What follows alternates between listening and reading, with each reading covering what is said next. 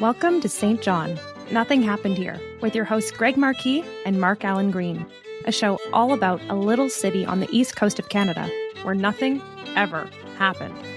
Except for this.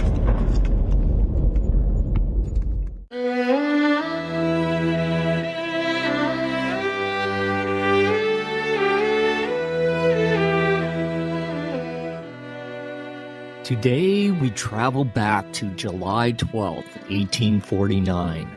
We're standing on Mill Street, which no longer exists in St. John. 135 years from now, the Canada Games Aquatic Centre will be built close by.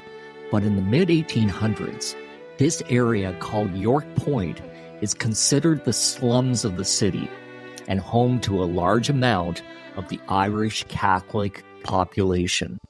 There is a tension in the air. All the surrounding shops and businesses are closed and boarded up in anticipation of what is about to happen. Many people are gathered around us, with more standing on top of the shoddy apartment buildings that the poor of St. John call home.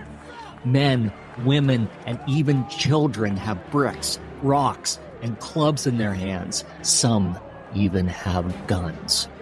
A crowd is gathered around a green bow arch that is erected across Mill Street. All eyes are focused to the south, watching, waiting. We see a boy running up the road toward us as fast as his legs can carry him. He's out of breath by the time he arrives into the waiting arms of his parents.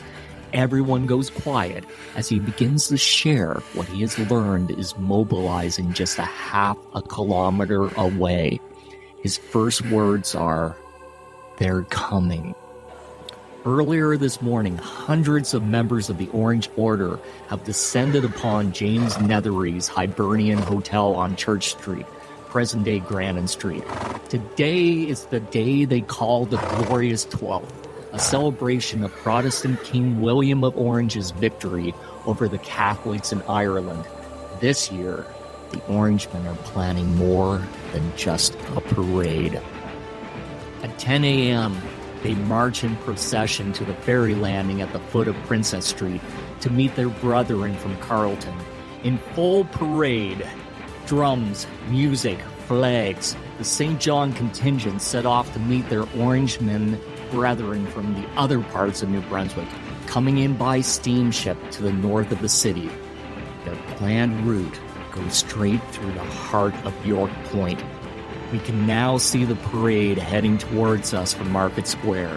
Joseph Coram, Senior Deputy Grand Master of the New Brunswick Grand Lodge, is at the head, riding a white horse and playing the role of King William of Orange. The Orangemen are heavily armed with guns and swords. The Irish Catholics surrounding us stand their ground. They shout at the oncoming army, daring them to come through their territory. Neither side is willing to back down, and the Orangemen are severely outnumbered. For now, several people support the Pine Arch, a symbol of the Irish Catholic cause, to ensure it will not fall to the Orange invaders. The order arrives at the arch. To cross under it, the Orangemen are forced to bow themselves, their flags and their regalia, which is seen as an act of subjugation. Stones and bricks are thrown at the Orangemen and a few shots are fired back. But that is the extent of the fighting this time. The Orangemen continue to their northern destination, while the Irish Catholics celebrate their cunning victory. This is not over. While the Irish Catholics revel, the Orange Parade arrive at their steamship terminal. There they are met by their brethren and their ranks swell to 600 strong. The group is heavily armed with muskets, and others have axes ready to cut down the arch. A wagon full of weapons now trails the Orange Parade. There are two men leading the procession back, both bent on revenge. Coram has been joined by George Anderson, a lodge master from Fredericton. A local police officer is sent to intercept, and attempt to convince the Orange Order to avoid another confrontation. His efforts are rebuffed by both Coram and Anderson with the phrase, "death or victory." Meanwhile, Mayor Robert D. Wilmot attempts to talk the Irish Catholics down and persuade them to remove the arch. They refuse and push the mayoral entourage out of the area. Rocks are also thrown at Wilmot, gashing his head. The crowd shouts, "Stay off our ground!" The second clash is inevitable. The British military deploys 60 soldiers but places them in Market Square instead of between the two sides about to clash. An anti-personnel cannon is aimed towards the Irish ghetto. This cannot possibly prevent the riot, but would ensure that it is contained to York Point. We see the approaching Orangemen. They're coming. The Irish Catholics' numbers have also grown to 500, and they are armed with guns, but nowhere close to the numbers of the approaching force. Who fired the first shots is contested, but we see the Irish Catholics throwing rocks and bricks at the procession, and the Orangemen retaliating with bullets. Within a minute, several Catholics lay dead or wounded after the first assault. The Irish return fire. The Catholics are outnumbered and way outgunned. A battle in the street ensues with Catholics using anything they can find as weapons and even resorting to fist fighting to protect the Pine Arch. Joseph Coram is attacked on his horse and struggles to free himself while the Catholics capture the weapons wagon. One man attempts to wrestle a flag from the hands of an Orangeman and has his arm cut off by a sword. After several minutes of fighting, at least 12 are dead, mostly Catholics, and the Orangemen emerge, still in parade formation, to the protection of the British military. After the Orange Order passes, the military springs into action and seals off the Catholic ghetto. The Orangemen celebrate their victory by circling the city, waving their flags and cheering. They are finally stopped by the military when they attempt to go through York Point for a third time. The worst 19th century urban riot in what would become Canada is now finally over. Welcome to the podcast, everyone. And Greg St. John, nothing happened here, except for one of the worst 19th century urban riots in what would become Canada. Besides that, nothing happened here. That's right, Mark. So there's a lot to unpack here. We got in our time machine and we went back 175 years ago to the York Point riot. But to understand what precipitated that, we have to get back in our time machine and go even further back in time to understand what was the cause of the animosity between the Irish Protestants and the Irish Catholics. Now, we could talk, Greg, the rest of our lives on this topic, but we're going to summarize it in about 10 minutes. So can you bring us back to King William of Orange? Right. Well, he was a Dutch monarch who, as a result of a coup in England in the 1688, was brought in to kind of replace King James II, who was a Catholic king at the time. Of course, that animosity between Catholics and Protestants in England. This led to a lot of fighting in Scotland and in Ireland. And of course, it led to the Battle of the Boyne in 1690, and that's where the pro-Protestant forces representing King William, or King Billy, sometimes he was called, defeated the pro-Catholic forces representing King James. And then that sort of Protestant rule was assured in England and remains to this day in terms of the crown. Okay, Greg, do you know if King William of Orange actually rode a white horse into that battle? Because that's the perception and how he was portrayed in the parades. Did he actually have a white horse? Well, I feel bad. Did he lead the army? I've actually seen the Boyne River in Ireland, and I don't even know if King William was at the battle, to tell you the truth. Fair and enough. I also know that many of the people who fought at that battle weren't even Irish, but on both sides. But certainly that's the way he came down through paintings and almost like the iconography of Protestant patriotism in Britain, and through the something we're going to start talking about was the Loyal Orange Association or Orange Order.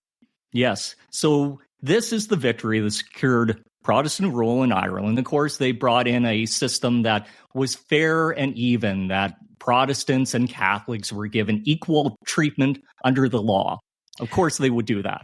Not in the late 17th century, and so there's repression of the Catholic majority, political rights. There were repressive policies against the Catholic Church, and sort of the effect was to kind of drive out some of the remaining Catholic nobles, and also more of the economic resources of Ireland, which is mainly land, were taken over by British landlords, many of them absentee. So many of the peasant farmers who pay, tenants who paid dues to the landlords remained Irish Catholic or native Irish, but increasingly Ireland, in terms of the upper levels of administration and law and the economy, were taken over by the Protestant minority.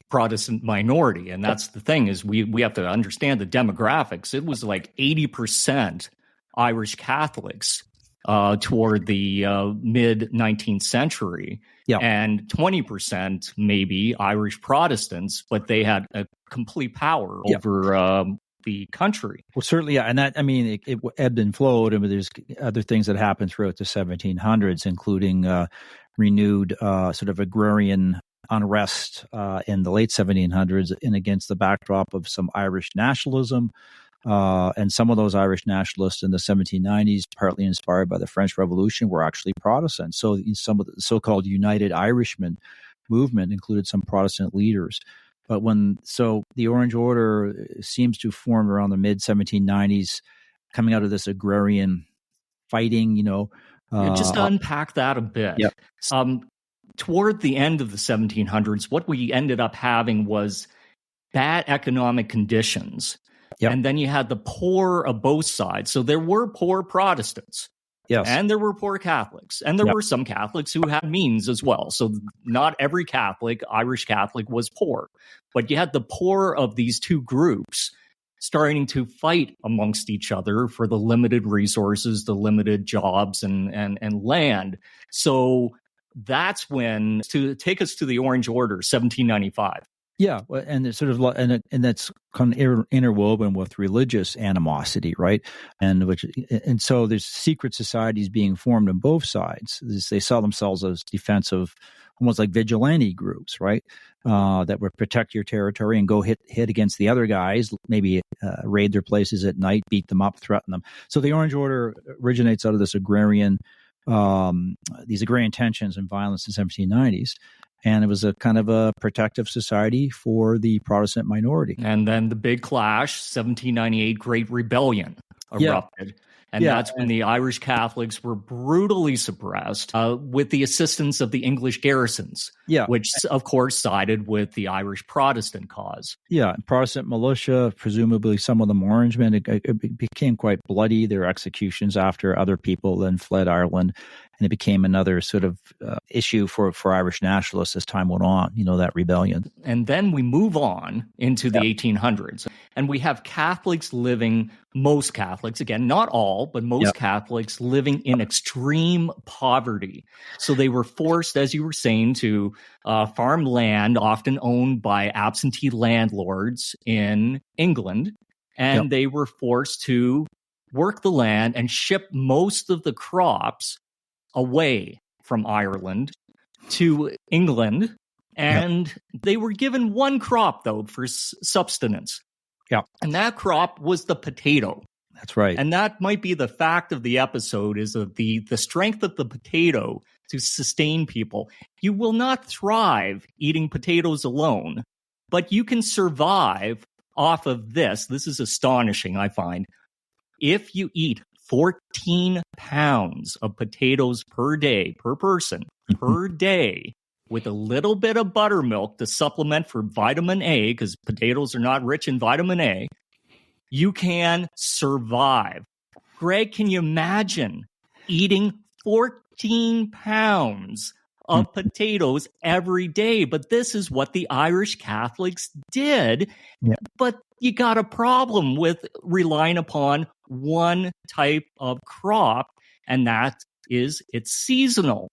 Mm-hmm. So they would store the potatoes, but they would run out before the new crop would come. So every summer, the Irish Catholic population, or anyone who was relying upon the potato for sustenance, would be in a state of semi-starvation for around 6 weeks until the next crop came in.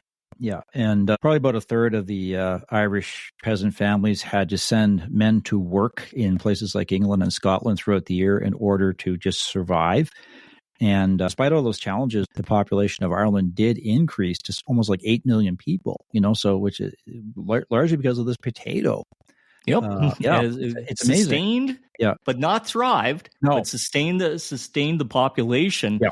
And then comes 1845. And this essentially happened overnight. The way potato blight can work. So we have the Great Hunger. And people would wake up and start seeing a little bit of black on the leaves of the potato plants. Yes. Go, okay, well, that's a little bit odd. They would haul up the potato and see that the tubular itself was blackened. So they could not eat this thing. If they ate it, it would cause extreme gastrointestinal distress to the point you could die from it. Yeah. So that's their one source of food gone overnight. Yes, and they couldn't, because so many of them were marginal, they couldn't afford to buy other foods, the price of which was going up. But you mentioned Ireland was exporting food even during the famine. They were exporting cattle and grain and things like that. Ireland was an agriculturally rich nation for exports, but the locals, as time went on, couldn't afford to buy this stuff. And then you had British intervention, and I know there's lots we could unpack about this, but again, we're doing this in 10 minutes. We're doing the entire history of the animosity between the Catholics and the Protestants in Ireland in 10 minutes. Yeah. But what we had is some intervention. One was that, okay, if you are a landlord and you have peasant farmers who are suffering on their land, you are responsible to pay for their welfare.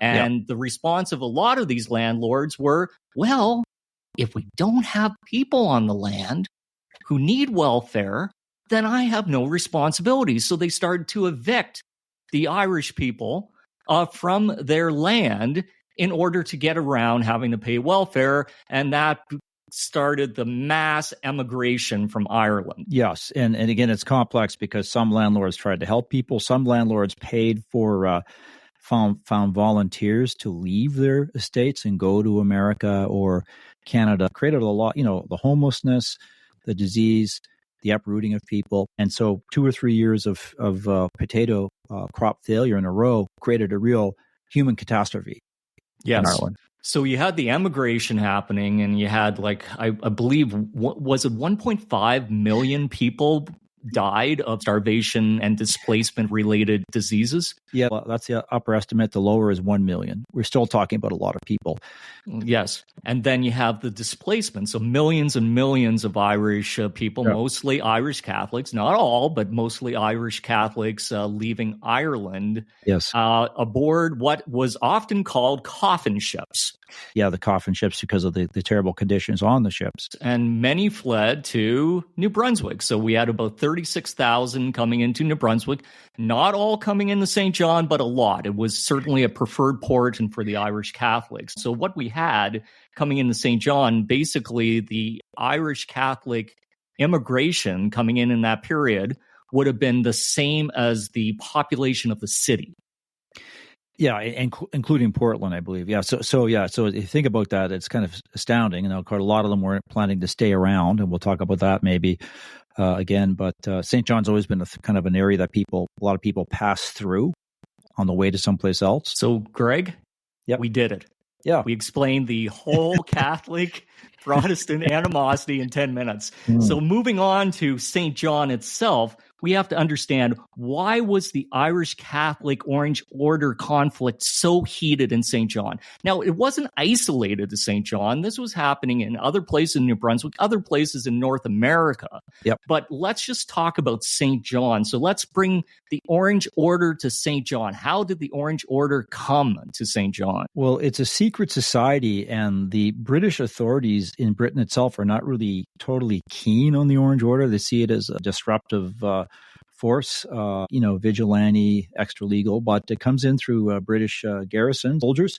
And then it spreads to, and these would be Irish Protestants, but then it spreads to other British Protestant, both immigrants and also the local population. It spreads, for example, sons and grandsons of loyalists join the Orange Order, right?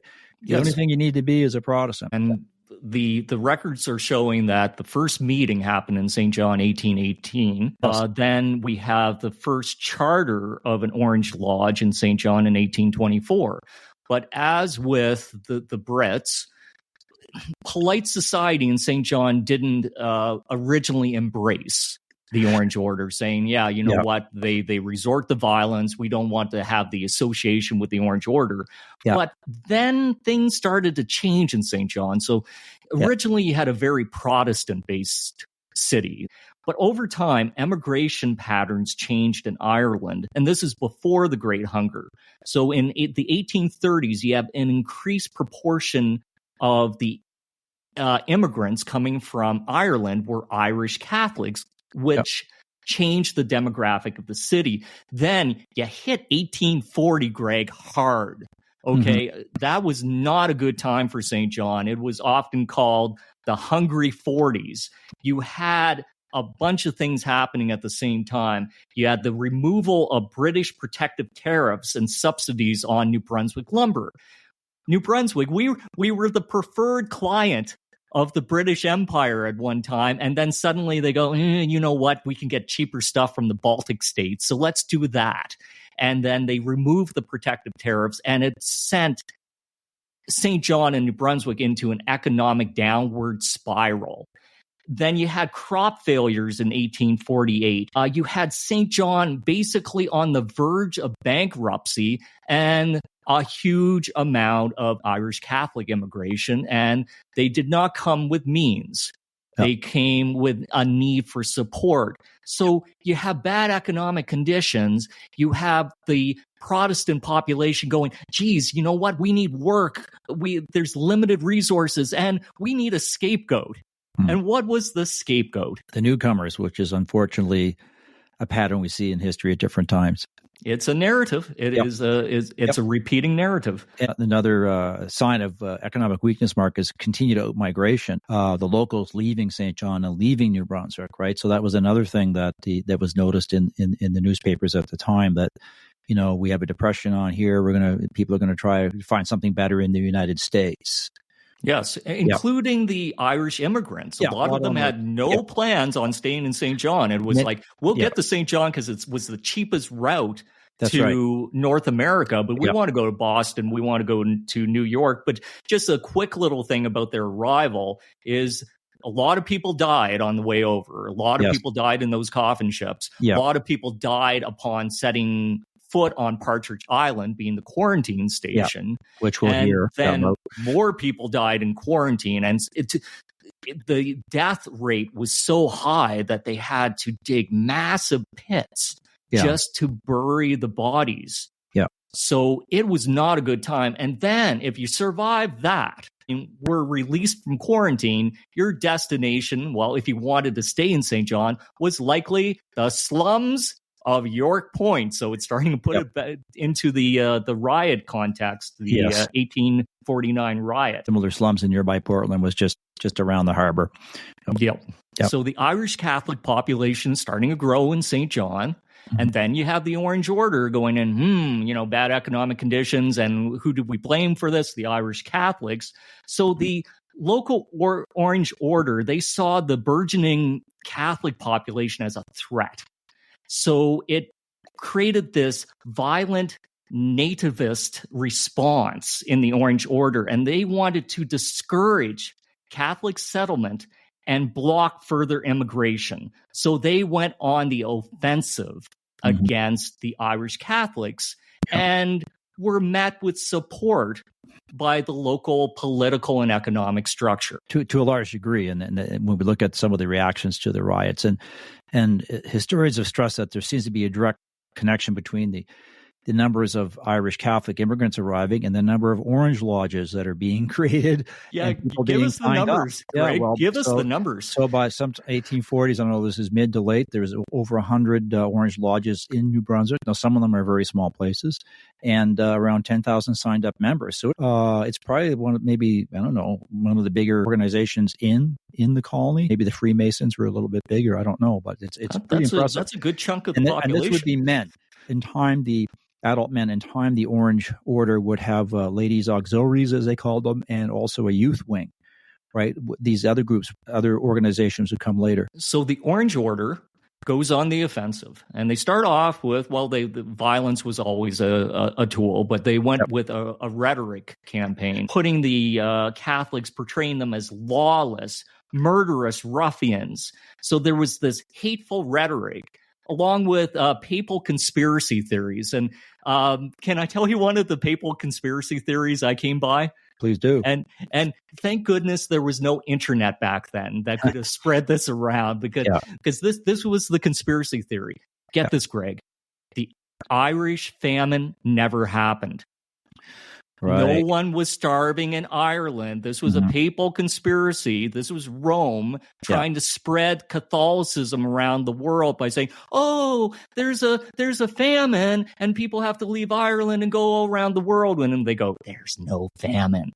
But that's what the Orange Order was spreading around, that everything that was happening in Ireland, lies. You kind of can see with the conspiracy theories nowadays, you can see how that could get legs. But, that had to get legs by people talking, "Oh, Greg, did you hear about this one?" But imagine if they had a way to spread that widely. But I suppose that would have been the 10,000 people within those 123 lodges would have spread those kind of things around. And then it was the characterization of the Irish people is that inherently they were just unruly and a violent race. And rebel, you just can't deal with them.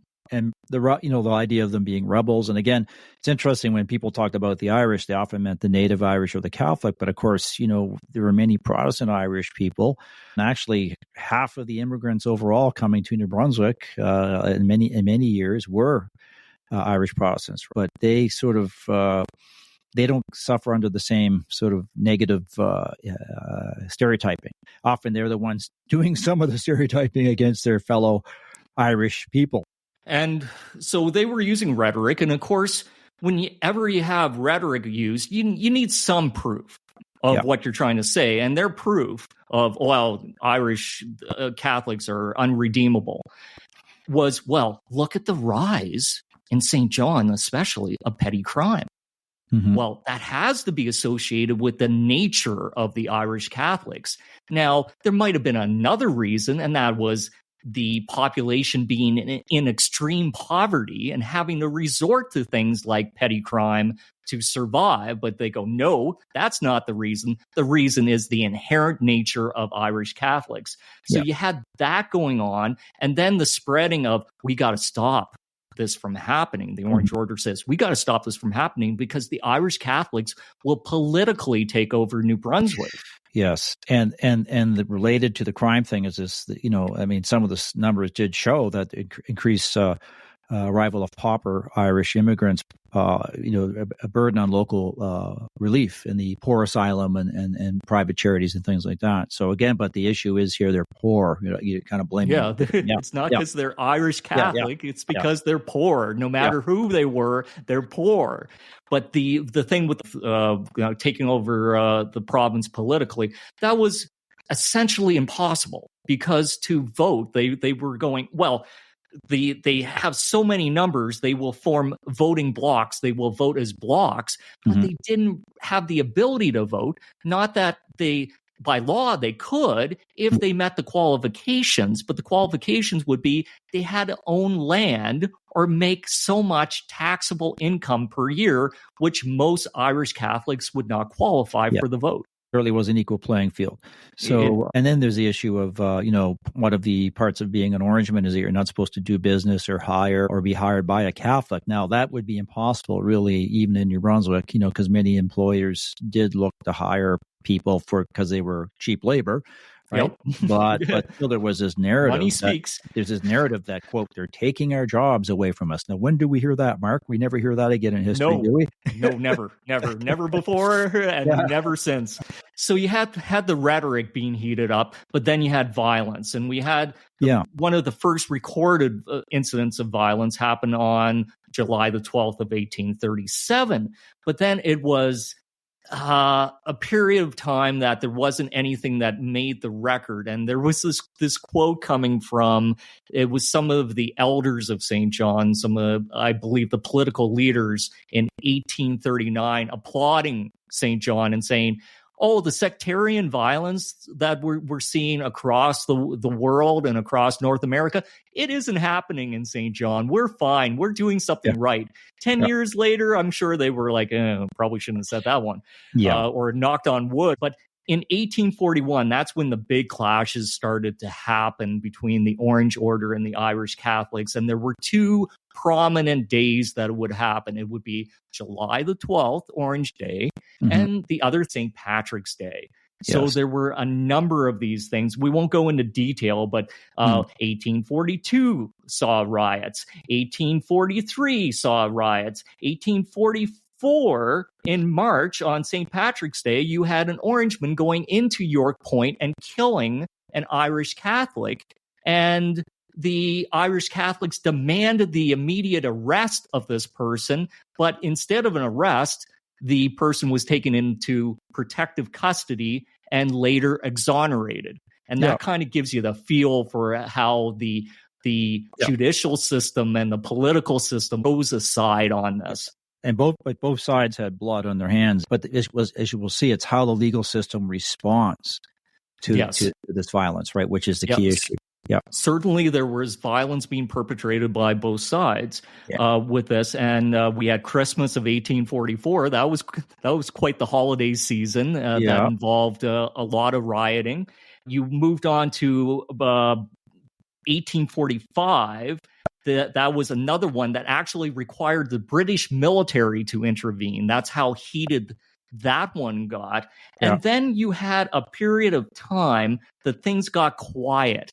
But it wasn't because the tensions dropped. It's because circumstances. The Irish Catholics stopped openly celebrating St. Patrick's Day, and the Orange Order took their celebrations to Fredericton. So it stopped those confrontations, but then we got right back into it on July 12th, 1847, in two places in the province. That's right. And Mark, what happens in St. John is kind of a dry run for what's going to happen 2 years later, right? Yes. And do we want to talk about that one first? Let's talk about that. So it's the same thing. We heard the story about York Point is the Orangemen decide to parade right through York Point as an act of provocation. And Mark, remind the listeners, if you were seeing the Orangemen coming through, what would you see and hear? You'd see this big, basically an army coming at you, because it was a reenactment of the Battle of the Boyne. They would be wearing sashes. They might be dressed in their finest clothes, carrying banners. There might be a band playing pro-Orange tunes, which would celebrate the past fighting against the Catholics. Yeah, so it was sort of a very ceremonial thing, but in a threatening manner, a very threatening manner. Yeah. So, and at the same time as the 1847 riot at York Point, and we had the Woodstock riot. So it was happening in other places in New Brunswick. It wasn't just localized to St. John. But we're focusing on St. John here. Yeah. 1848, we had quiet because, again, the Orangemen returned to Fredericton to celebrate the 12th. But then July 12th, 1849, that's when we had the final battle of St. John. And just to talk about this, like, if anyone actually tried to stop it. And we did have one person try to stop it, and it was Mayor Wilmot. So he tried to stop it the day before. So everyone knew it was coming. That's why they called it a business holiday. They boarded up shops. They knew this was going to happen. It was announced. It wasn't a surprise. So Mayor Wilmot, the night before, he met with the Orangemen and said, hey, would you at least consider not having your parade go through York Point? And the response from the Orange Order was, well, where's the law that stops us from parading wherever we want? And Wilmot goes, well, let's look it up. Oh, I guess there is no law. So the response back was, well, if you have no law, please leave our lodge. We are going to do what we want to do. So he tried to stop it. He tried to stop it on the day of, and we heard about that in the opening story. Yeah. The other thing he did is he did read the Riot Act. So that is a ability for a person like a mayor to say certain words. And once those words are said out loud, that requires everyone to disperse. And if they don't, back then, you could be in prison for life or receive the death penalty. So it was a big deal, but you have to have someone to back that up and go in and make the arrest, and he didn't have them. No. So, but he tried everything. British military, I'd like to just unpack that a bit.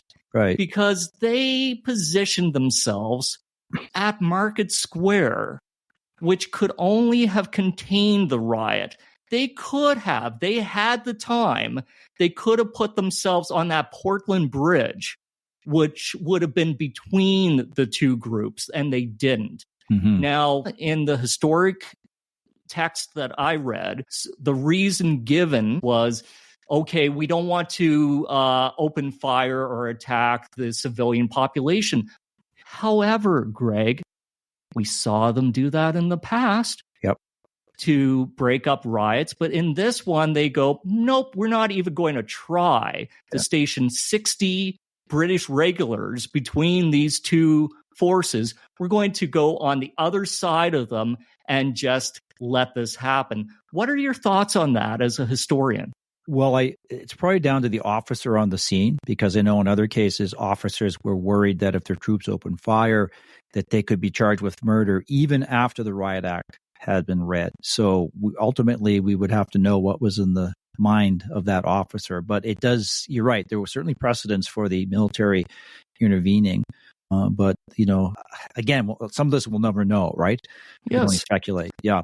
So the Orange Order ended up emerging from York Point into the safety of the British military. The Irish Catholics could have chased them down. They had a cannon with grape shot aimed up at them. Would they have fired? We don't know, but it does seem to be a little bit pro-Orange. Yeah, and my reading of the field artillery at the bottom of Dock Street, or what's now St. Patrick Street, was more to protect the shops down there, not to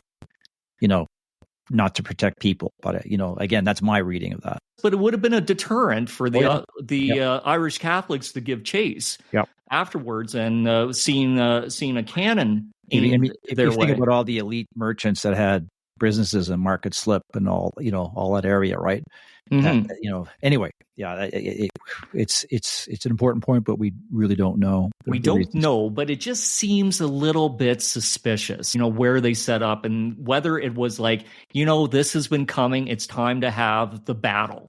Battle to maybe end all battles. And actually it did. Yes. It did, not in a great way. And let's talk about the aftermath. Yeah, well, there were judicial proceedings, although they have the right to vote and things like that. But the justice system in this time does seem to be stacked against the Roman Catholic Irish minority. But here you have the governor, who's fairly new in the job, 1 year, Edmund Head, who's from England. He's a career bureaucrat, so maybe he was able to try to be a bit more neutral and dispassionate.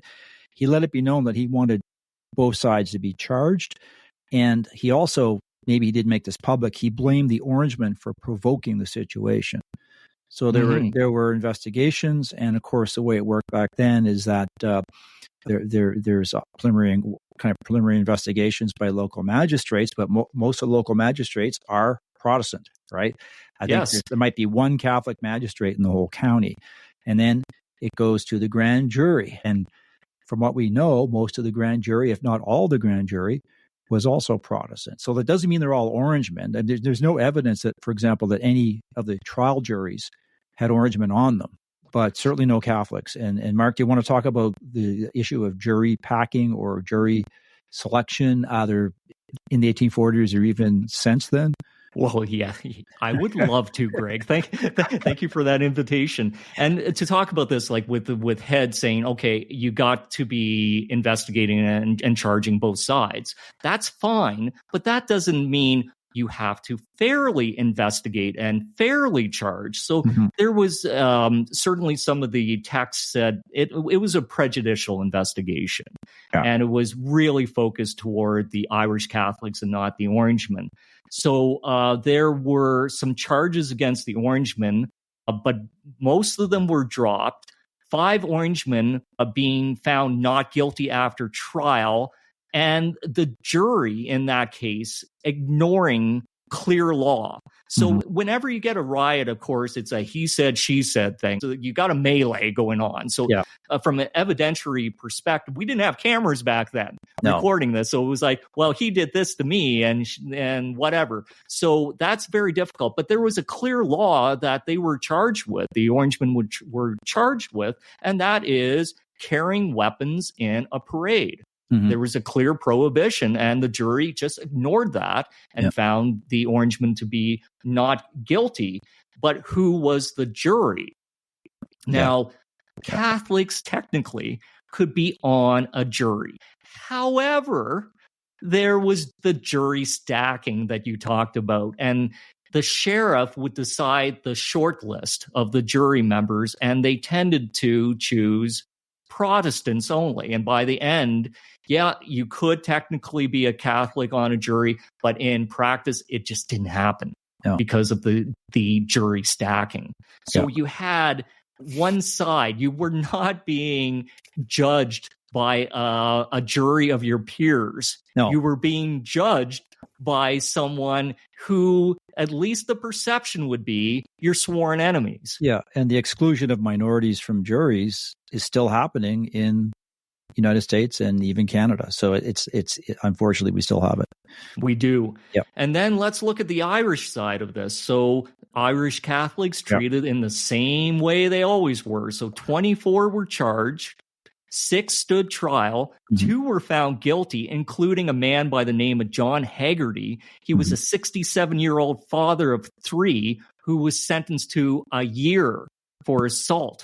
Yeah. So this was the biggest confrontation between the Orange Order and the Irish Catholics in New Brunswick. And how it ended it is essentially, and this is not a good thing, the Orange Order won. The Catholics basically said, yep, you got the political strength. You got the economic strength. You have the judicial strength behind you. What are we to do? So it was essentially going, you got us. You got us. Now, did that help the city? No, it caused, again, some Irish emigration from the city, losing some good people, and this sense of a city divided still. Yeah. It's suppression. I wouldn't call suppression a win. Yeah. It is complex because the Catholics, the Catholic population continued to grow despite the fact that after 1850, not a lot of new immigration was coming into the city. But we have a return to prosperity, which may have helped the situation a bit as the economy improved, and it stayed pretty strong until the time of Confederation, really. And so there's some suggestion then that might have tempered down some of the tensions between the Protestants and Catholics, but Protestants remained in the driver's seat in many ways in the city and in politics and in law and the economy. The Orange Order continued to grow, and also more middle class and elite people joined the order. So it became more respectable. So city councilors, MLAs, newspaper editors, clergymen Protestant ministers, New Brunswick became a very important home for the Orange Order as time went on, and that would continue into the 20th century. And that certainly helped the situation because the Orange Order really wanted to legitimize itself and not be known as being a group of vigilantes. Yeah. So they went and they tried to get provincial incorporation. And they had a lot to explain about their past and how they were going to fix things going into the future. So the incorporation process took 25 years. So that calmed down any sort of violence as they were trying to move through this incorporation process. And they didn't return to their parades until 25 years later in 1875. And there was another reason why there were no parades in St. John after 1849. What was that, Greg? There was a local ban on so-called party processions. And it was understood that would be kind of sectarian. People could have localized parades in certain areas, but these large parades were kind of banned for a generation. As, society became a little less violent and politics became a little less violent, and you kind of have a bit of a pacification of the population, in the 1860s, 70s, into the 80s. And also the Orange Order gets involved in charitable work and things like that, right? So it becomes, there's more than one reason for joining something like the Orange Order. Yes, exactly. And so economic conditions improved, generations come and go, things are forgotten, the city starts to become more of a melting pot, and time dampens the historic rifts, mostly.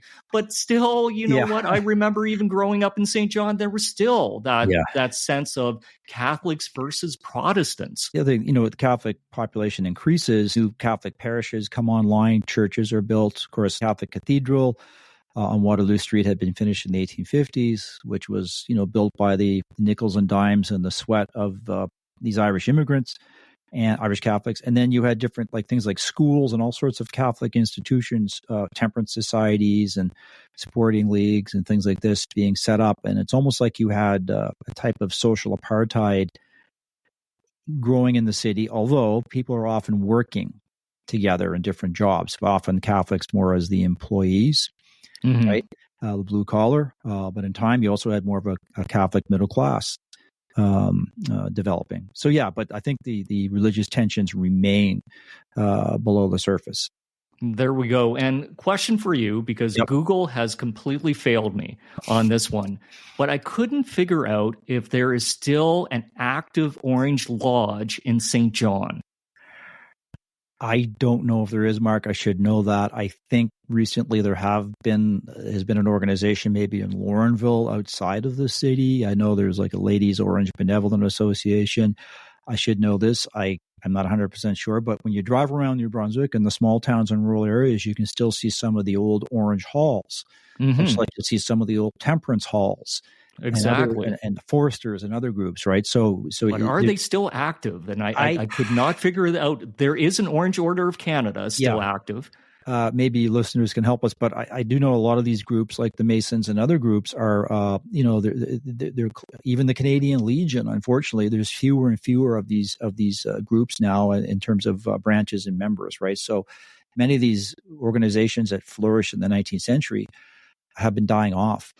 Okay, thanks, Greg. And that's the podcast. And proof, once again, St. John, nothing happened here. Thank you for listening to St. John, Nothing Happened Here. To learn more, join us at www.nothinghappenedhere.ca or connect with us on Facebook. Other means of communication include, but are not limited to, telegrams, smoke signals, and carrier pigeons. However you want to reach us, we want to hear from you.